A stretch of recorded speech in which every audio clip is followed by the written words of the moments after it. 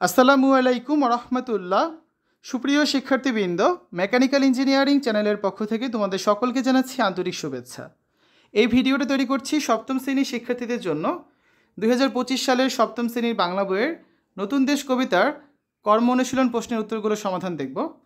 শিক্ষার্থীরা, এই প্রশ্নগুলো রয়েছে সপ্তম শ্রেণীর বাংলা বইয়ের 60 পৃষ্ঠায়। ভিডিওটির ডিসক্রিপশনে এবং পিন কমেন্টে প্লেলিস্টের লিঙ্ক দেওয়া আছে, সেখান থেকে তোমাদের যার যে বিষয়ের ভিডিও দরকার খুব সহজেই দেখে নিতে পারবে। 60 পৃষ্ঠার কর্ম অনুশীলনের মোট 3টি প্রশ্ন আছে। ক নম্বর, তোমার কল্পনার দেশের একটি বর্ণনা প্রস্তুত করো। খ নম্বর, তোমার এলাকার প্রাকৃতিক পরিবেশের বর্ণনা দাও। আর গ নম্বরে হচ্ছে তুমি সর্বশেষ যে অঞ্চলে ভ্রমণ করেছো তার বর্ণনা লেখো। ঠিক আছে, তো একটা করে সবগুলো সমাধান দেখি। প্রথমে ক নম্বরটা, তোমার কল্পনার দেশের একটি বর্ণনা প্রস্তুত করো। আমার কল্পনার দেশের নাম সোনারপুর। এটি একটি স্বপ্নময় দেশ যেখানে দুঃখ কষ্ট নেই, শুধু আনন্দ আর ভালোবাসা আছে। এই দেশের আকাশ সবসময় নীল আর মেঘে ঢাকা থাকে রংধনুর মতো। গাছপালা সবসময় ফুলে ফলে ভরা আর পাখিরা সারাক্ষণ গান গায়। সোনারপুরে সবাই একে অপরকে ভালোবাসে। সেখানে নেই কোনো হিংসা, যুদ্ধ বা অসাম্য। সবাই সমান সুযোগ পায় শিক্ষা, চিকিৎসা এবং কাজের ক্ষেত্রে। শিশুরা সারাদিন খেলাধুলা করে, হাসি আর গান গায়। এখানে কেউ গরিব নয়, কেউ কাঁদে না। সোনারপুরে রাস্তায় গাড়ি চলে শব্দহীনভাবে, দূষণ নেই একটুও। উড়ন্ত গাড়ি, জাদুর ট্রেন আর রোবট সহায়করা জীবনকে সহজ করে তুলেছে। সব বাড়ি রঙিন আর ফুলে ঢাকা।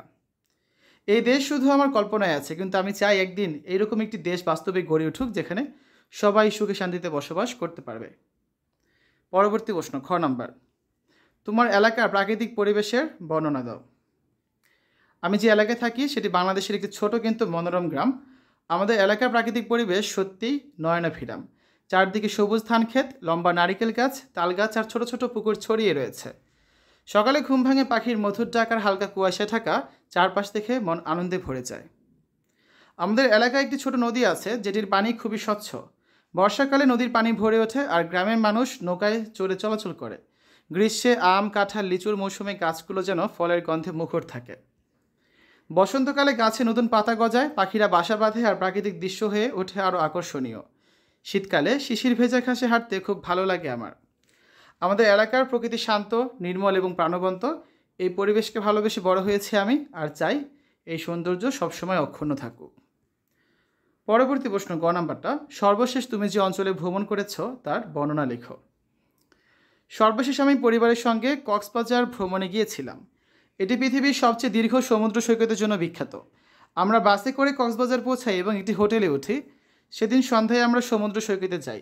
বিশাল ঢেউ, নোনা হাওয়া আর সাদা বালুর উপর পায়ে হেঁটে চলার অভিজ্ঞতা ছিল সত্যি অসাধারণ।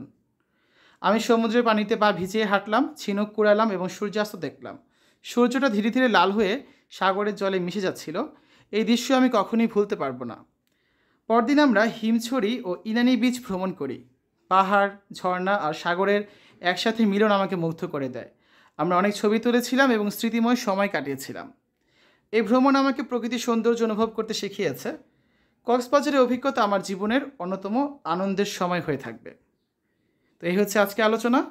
আমরা ইতিমধ্যেই কাবুলিওয়ালা, লখার একুশে, মরুভাস্কর, শব্দ থেকে কবিতা, এই গদ্যগুলোর কর্ম অনুশীলনের সমাধান করেছি। আজকে আমরা রবীন্দ্রনাথ ঠাকুরের লেখা নতুন দেশ যে কবিতাটা রয়েছে এই কবিতার সমাধান করে দিয়েছি কর্ম অনুশীলনের। শিক্ষার্থীরা, পরবর্তী ক্লাসে আমরা অন্য একটা কবিতার প্রশ্নগুলো সমাধান করব। এতক্ষণ দেখেছো সপ্তম শ্রেণীর বাংলা বইয়ের 60 পৃষ্ঠার নতুন দেশ কবিতার কর্ম অনুশীলনের প্রশ্নের উত্তর। আশা করি আজকের এই ভিডিওটি তোমাদের কাছে ভালো লেগেছে। আমাদের চ্যানেলের অন্যান্য ভিডিওগুলো দেখার আমন্ত্রণ জানিয়ে আজ এখানে বিদায় নিচ্ছি। আল্লাহ হাফেজ।